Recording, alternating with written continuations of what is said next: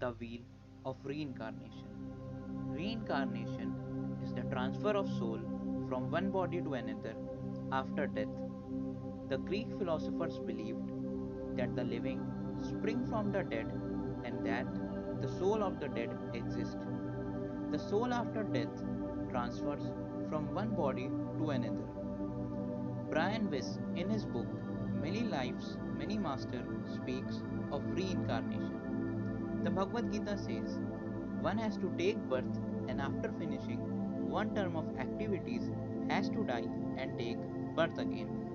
In this way, the cycle of death is revolving one after another without liberation.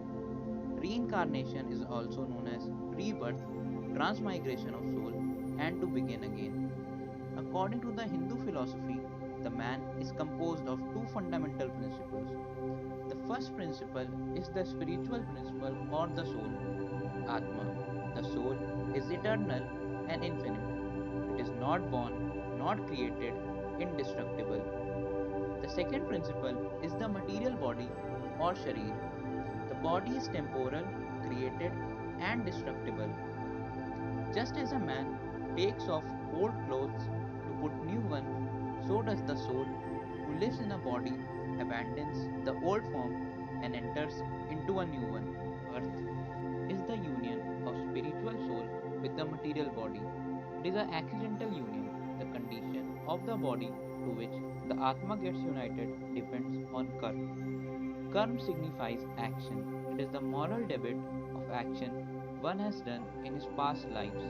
Every action produces phal, the fruit, and the subject has to experience all the consequences of his own action. Karma is the DNA of the soul. Sansar is the cycle of birth, death, and rebirth, a process impelled by karma, according to the law of retribution. Everyone takes a form depending on his karma, whether good or bad. The main purpose of a human being is to avoid suffering, is to avoid reincarnation. Through various rebirths, one will reach his final goal, that is, liberation or moksha, a perfect union with the Absolute. The ultimate goal of life is to reach God. The prime goal of self interest of any individual is to reach Vishnu. Moksha is the freedom from life and death. Moksha refers to the soul attaining God and experiencing infinite bliss and deep enlightenment.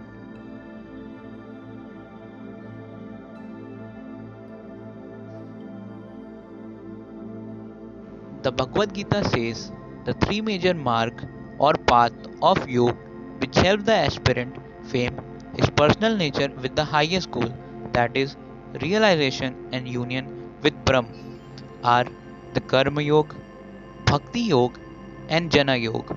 Although each path is different, the destination is ultimately the same. The main goal is to reach the Vasudev Kutumbakam, where the entire world is one family.